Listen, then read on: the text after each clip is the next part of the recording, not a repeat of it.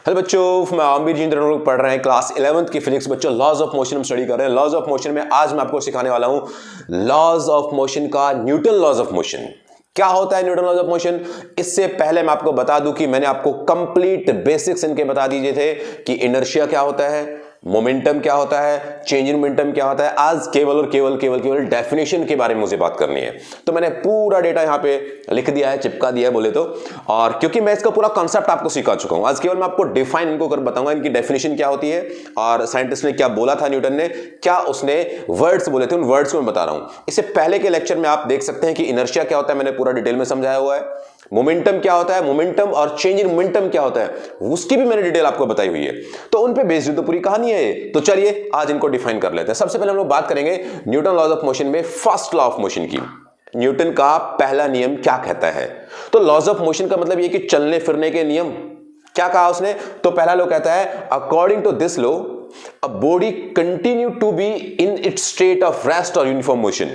यानी कि जो भी एक बॉडी है, जो कि ऑब्जेक्ट है, वो लगातार उस ही कंडीशन में रहेगा, उसी स्टेट में रहेगा, चाहे वो रेस्ट में हो चाहे वो मूव कर रहा हो। अलोंग स्ट्रेट लाइन, मतलब वो रुका हुआ है तो वो रुका ही रहेगा, वो चल रहा है तो चलता ही रहेगा स्ट्रेट लाइन में। कब तक? Unless it is acted upon by some external force to change the state. तब तक उस पे कोई बाहर से फोर्स नहीं लग जाता उसकी स्टेट चेंज करने के लिए। और इसी को हमने क्या पढ़ा हुआ है? इसी को हमने इनर्शिया पढ़ा हुआ है। इसी को हमने क्या पढ़ा हुआ है बच्चों? इसी को हमने इनर्शिया पढ़ा हुआ है। That's it.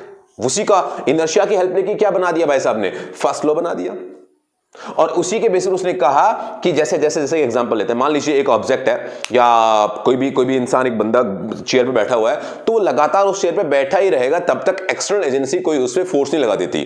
या अपनी अर्थ रिवॉल्व कर रही है, घूम रही है, तो ये घूमती रहेगी तब तक इस पर कोई एक्सटर्नल फोर्स नहीं लग जाता। तो वही तो कहा उसने कि वो रेस्ट में रहेगा या फिर उसको यूनिफॉर्म मोशन में रहेगा, तब तक कोई बाहरी फोर्स नहीं लगता। That is the first law of motion, in means law of inertia. इतना सा है बस, दैट्स इट। और इनर्शिया मैंने डिस्कस किया आपके साथ कि इनर्शिया क्या होता है, कितने टाइप का होता है, क्यों होता है, inertia of rest, inertia of motion, inertia of direction, सारी बातें मैंने डिस्कस की हुई है। तो नेक्स्ट सेकंड लॉ पे आ जाते हैं। भाई सेकंड लॉ क्या कहता है? तो सेकंड लॉ क्या कहता है इसकी भी सुन लेते हैं। तो ये कहता है the rate of change of linear momentum. एक वर्ड आया linear momentum which is represented by P. इसके बारे में चर्चा कर चुके हैं हम लोग लास्ट लेक्चर्स में। Linear momentum of a body is directly proportional to the applied force.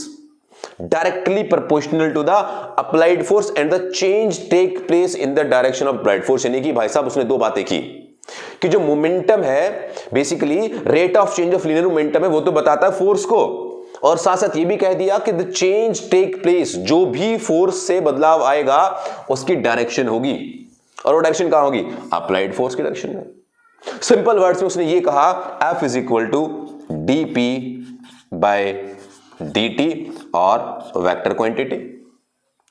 Means linear momentum, ये भी चर्चा मैं आपसे कर चुका हूं, linear momentum is equal to p is equal to m into v, और ये भी एक vector quantity in the direction of velocity, in the direction of force, in the direction of momentum.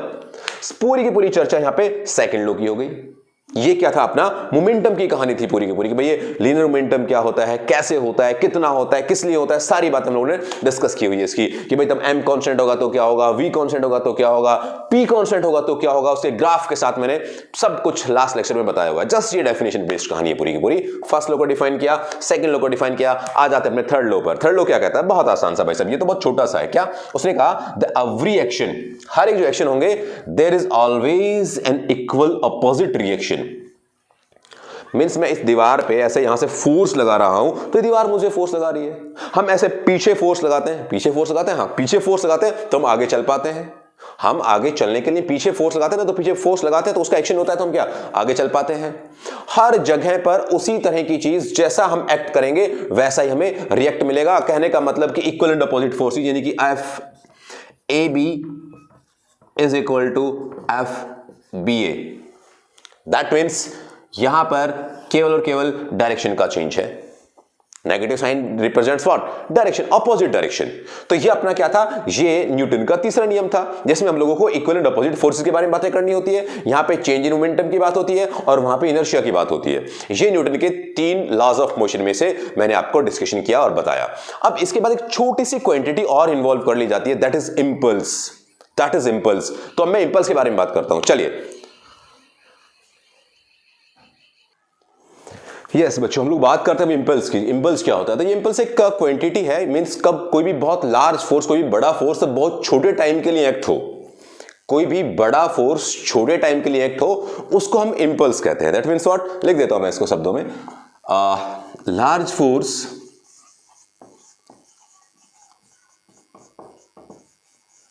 Acting for short time, तब छोटे time के लिए बहुत बड़ा फोर्स एक्ट हो तो हम कहेंगे कि भाई साहब ये एक इंपल्सिव फोर्स है, ये एक इंपल्सिव फोर्स है। कहने का मतलब ये, यहां पे क्या होता है, देखो यहां पे होता है कि force basically impulse is equal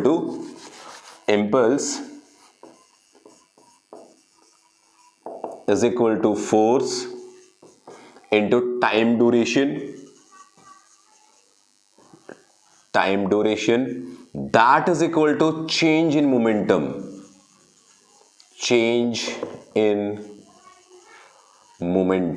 बच्चों यही बात बस हमें डिस्कस करनी है। ये जो लाइन मैंने यहां पे लिख दी, पूरा यही काम चलने वाला है अब इससे आगे। कैसे? देखो भाई, उसने कहा जो इंपल्स होता है that is represented by J, और ये एक वेक्टर क्वांटिटी होती है, ये एक वेक्टर क्वांटिटी होती है। Impulse is a vector quantity, alright.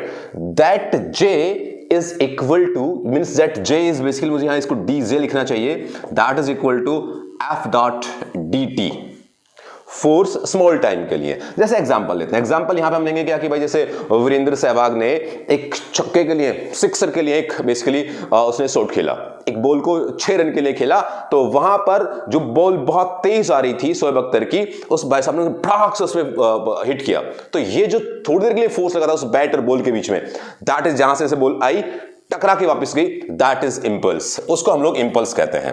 तो यहां से अगर इसको इंटीग्रेट कर देंगे तो क्या आ जाएगा, the integration of dj is equal to integration of f dot dt, और ये t1 से लेके t2 तक। तो यहां से रिजल्ट मिल गया हमें j दैट f, एंड यहां पे क्या हुआ, dt का इंटीग्रेशन हो गया t from t1 to t2, no problem. इसके बाद बात की तो क्या, that j is equal to f, और यहां से upper limit minus lower limit, that means t2 minus t1, कहने को मतलब delta t, change in time, right, where delta t is equal to what, that is t2 minus t1। Visible to you? अब दिखाई दे रहा होगा नीचे तक का पार्ट क्या, ऑल राइट, सब कुछ दिखाई दे रहा है। तो यहां से हमें ये j एक मिला, तो ये j क्वांटिटी मिली हमें impulse, that is equal to f into delta t। बहुत छोटी सी क्वांटिटी ये है, राइट, बहुत बेसिकली इंपल्स का इतना ही पार्ट है। लेकिन इस इंपल्स को मोमेंटम से कैसे हम लोग रिलेट कर सकते हैं, तो मोमेंटम से रिलेट करने के लिए हमें सेकंड लॉ की सहारा लेना पड़ेगा, सेकंड लॉ की बात करनी पड़ेगी। तो सेकंड लॉ क्या होता है, that second law is f is equal to dp by dt, और it can be said that f dot dt, इसको इधर ले आऊंगा तो ये क्या हो जाएगा, dp। अगर मैं इसको इंटीग्रेट करूं तो कोई प्रॉब्लम क्या नहीं, बिल्कुल भी नहीं जी। हमने इसको इंटीग्रेट कर लिया, कहां से कहां तक कर लिया जी, P1 से P2 तक कर लिया मान लो। तो यहां से इसको मैं एज इट इज रखता हूं, एज इट इज भी क्या, इसको मैं रिप्लेस कर देता हूं किसके साथ, integration of f dt that is equal to j। अगर इसका इंटीग्रेशन j के बराबर है तो that is equal to what, dp का इंटीग्रेशन क्या, दैट इज p, और P1 से P2, in simple words P2 minus P1, that is the change in momentum. और ये इंपल्स को क्या लिख सकते हैं हम लोग, that impulse is equal to change in momentum, और इसी का ही नाम दिया जाता है impulse momentum theorem. Impulse momentum theorem, और यही देखो मैंने ऊपर लिखा हुआ है, मैंने कहा था पूरा यही जो मैं यहां पे लिख रहा हूं वही काम चलने वाला है अब आगे। कैसे, impulse is equal to force into time duration, and that is equal to change in momentum. तो देखिएगा यहां पे impulse is equal to force into time का तो हमने ये काम कर लिया, J is equal to F into delta T. और उसके बाद हमने मोमेंटम के साथ इसको डील किया तो क्या किया, momentum means J is equal to what, again change in momentum, और हमने इसको भी प्रूव कर लिया। तो इंपल्स बहुत बड़ी, कोई बहुत मुश्किल भारी बात नहीं है। कोई भी जो एक बहुत बड़ा फोर्स छोटे से टाइम के लिए एक्ट होता है, बेसिकली उस क्वांटिटी को, उस टाइप के फोर्स को हम लोग इंपल्सिव फोर्स कह देते हैं, राइट। तो in simple words that is what, that is the J is equal to F into delta T, that is equal to change in momentum. चलिए मैं इनको एक ही लाइन में देता हूं, J is equal to F D T is equal to D P. कोई बहुत बड़ी रॉकेट साइंस में नहीं थी। तो हमने फर्स्ट लॉ ऑफ मोशन सीखा, न्यूटन सेकंड लॉ सीखा, न्यूटन थर्ड लॉ सीखा, और उसी के साथ साथ छोटी सी क्वांटिटी हमने इंपल्स को भी साथ साथ डिस्कस कर लिया। अब हमने फर्स्ट सेकंड थर्ड और इंपल्स को स्टडी कर लिया, तो इसमें बेस्ड कुछ एप्लीकेशन, यानी कि फर्स्ट लॉ और सेकंड लॉ मिल करके अब एक नई तरह की क्वांटिटी को जन्म देंगे, नई तरह की क्वांटिटी पढ़ने को मिलेगी, that is conservation of momentum. अब ये कंजर्वेशन ऑफ मोमेंटम क्या होता है, इसकी कहानी हम लोग नेक्स्ट वीडियो में डिस्कस करेंगे। लेकिन मैं आपको बता दूं इसकी भी कंडीशन की, जो फर्स्ट लॉ है इनर्शिया का है, सेकंड लॉ में अगर मान लीजिए कोई भी बॉडी एक्सेलरेशन नहीं कर रही है, मास नहीं है, तो वहां पर देखो ये वाला पार्ट dp बाय dt, यहां से f मिला था, और इसको पूरे को सॉल्व कर लेते तो क्या मिलता है, f is equal to ma, mass और एक्सेलरेशन का खेल है पूरे का पूरा। तो that is the second law. तो इस तरह से हम लोग अब अगले लेक्चर में, अगले वीडियो में हम लोग इससे आगे की एप्लीकेशन पार्ट, इससे आगे के टॉपिक को स्टडी करने वाले हैं। तो थैंक यू वेरी मच, खुश रहिएगा।